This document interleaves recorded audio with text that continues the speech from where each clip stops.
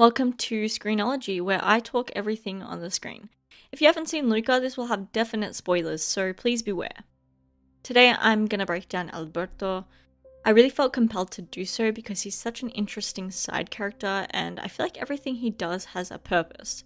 I honestly felt more compelled with his story than Luca's in some way, and I just feel as if Alberto had such a rich side character that we could have seen a lot more of. Firstly, Alberto is approximately 14 years old. He seems to be living alone in the tower on the small island, above the fish community, I guess you could say. And my first impression of him when he first meets Luca was he's this young boy who's trying quite hard to impress. He sort of wanted to look cool in Luca's eyes and show him the ropes of how to be a human. I even noticed at one point where Alberto was trying to help Luca walk, he's like, "Great." And then he immediately plays off his reaction with saying, "Fine, whatever."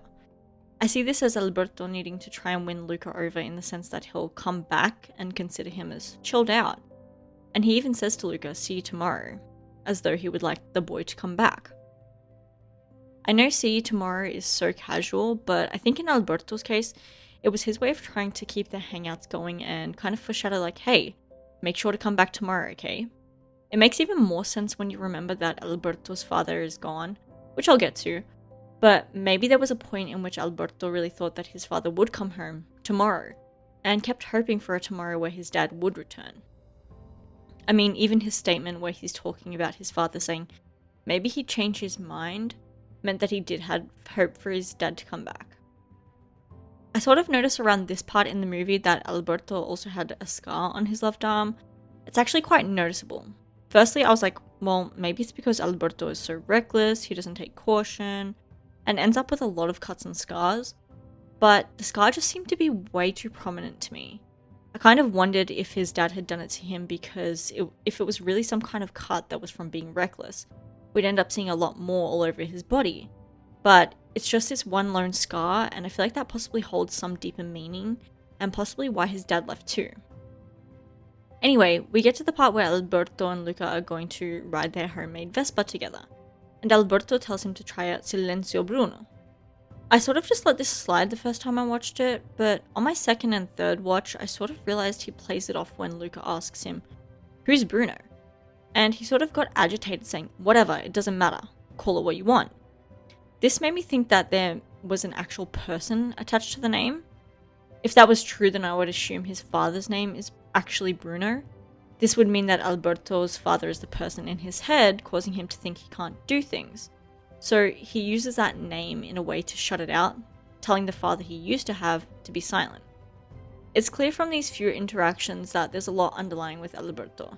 It's clear he has abandonment issues and even goes so far as to try and cheer Luca up when he's looking sad by reminding him of a fun memory. I think he does this because he doesn't want the boy to have sad feelings and also wants to keep him happy in his presence, so he naturally reminds him of a time when Luca and him were having fun in order to not be abandoned by him. Along in the movie, we also see Alberto become clearly jealous of Giulia. This is evident in his face and his actions. It's clear he's afraid of Luca finding someone cooler and possibly going off with Giulia to school in Genova. Of course, anyone who had separation issues from their parents would naturally hate that idea and do their best to curb anyone from leaving them. One scene in particular, when Ercole confronts the boys outside of the Vespa shop, which made me think Alberto was being reckless on purpose to either look cool in front of Luca and keep him as a friend, or because he had no sense of safety because he just felt jealous to the point he had nothing to lose. So he decides to pick a fight. I feel like there are a lot of people who, when they experience something traumatic, don't have a worry in the world anymore about what could happen, and having seen he just fought with Luca about the telescope, he wanted to do something either reckless just because, or because he wanted to be in control. He also seemed like he did want that control when he says, "Just follow my lead." That to me says he's trying to make up for the lack of control in his life, and the lack of control he had on his father abandoning him. He also explicitly states on the rooftop of the lighthouse, that he says, "We shouldn't have been friends, and you're better off without me, and I'm just the kid that ruins everything."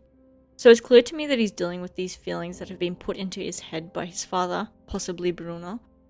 It's actually a really important portrayal of a child without parents or absent parents. This is the result of those things, and while hopefully no kid can relate to this while watching, it's important for the viewers who might be older to see that kids being shown the right amount of love and attention is extremely important to their welfare. This is why, even if the role is so small, Massimo is so important in the whole equation of the movie. He comes in as this father figure for Alberto, even offering to look for him when he'd gone back to the island, just in case he needed someone. It's also clear that Massimo wanted Alberto around for help, which in turn most likely made Alberto feel wanted, useful, and not like he's gonna ruin everything, because apparently he was doing something right by helping with the fish. That's also probably why he stayed in the end as well, because school just didn't feel like it was for him, and he was sort of just learning to trust adults again, which probably felt a lot more important to stay where he was needed, rather than end up jealous about what Luca was doing spending his time with Julia and Genova.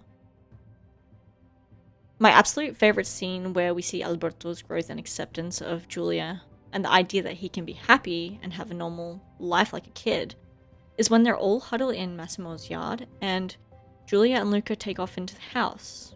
Luca obviously tells him to come with. Alberto stops, glances at the Vespa, gives it a little fiddle, and then he heads inside as well. This scene lasts literally just a few short seconds, but it's such a monumental achievement. He's looking at the Vespa, the very symbol that helped him find not just one friend, but two, and possibly a parental figure. And he realizes he doesn't need to cling on to that symbol anymore, so he goes inside. The Vespa was just the excuse to get a friend, and he finally realizes, well, with or without the Vespa, him and Luca would have still had a beautiful friendship. This is also where I think he finds acceptance for Luca going off to Genova as well. Another symbol of their friendship is the island, which Luca also looks out toward when he's on the train, and it's clear that both of them have helped each other in ways they never thought possible. Either way, Alberto, who seems like just the fun side character, actually held way more depth than I anticipated, and he really showed so much importance as the movie progressed. That being said, Alberto is the perfect character who showed growth, acceptance, and healing all throughout the scenes he was in. So while Luca portrayed a message of acceptance, Alberto showed a message of hope and finding comfort, which is so important to see and witness as a viewer, even when it's sometimes subtle, so that we too can look forward to a brighter and more fruitful future. I hope you guys enjoyed this video. Let me know if you thought there was something I missed while breaking down this wonderful character. Or maybe you completely disagree and thought it was something completely different. Whatever it was, I want to hear it, so leave it below. Thanks for watching. Consider leaving a like and subscribing if you'd like to see more breakdowns and movie reviews. And I'll see you for whatever's next on screen.